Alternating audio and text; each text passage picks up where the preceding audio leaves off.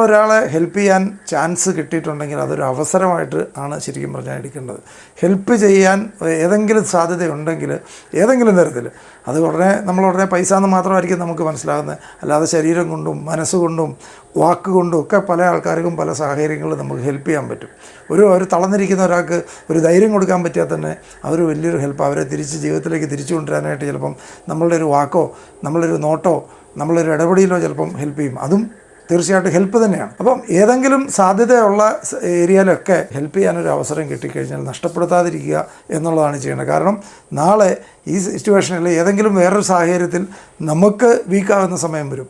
ആ വീക്കാകുന്ന സമയത്ത് ആരെങ്കിലും ഒരുപക്ഷെ നമ്മൾ ഹെൽപ്പ് ചെയ്തവരൊന്നും ആയിരിക്കണമെന്നില്ല, നമ്മൾ ഇതുപോലെ ചെയ്യുന്ന ഒരാളാണെങ്കിൽ നാളെ അവരുടെ ഒരു പ്രതിസന്ധി ഘട്ടത്തിൽ മറ്റാരെങ്കിലും തീർച്ചയായിട്ടും അവരെ തിരിച്ചു കൊണ്ടുവരാനായിട്ട് വരും എന്നുള്ളതാണ്. എല്ലാവരുടെയും സ്റ്റോറി നമ്മൾ ശരിക്കും ഒന്ന് ഒബ്സർവ് ചെയ്ത് കഴിഞ്ഞാൽ കാണാൻ പറ്റും.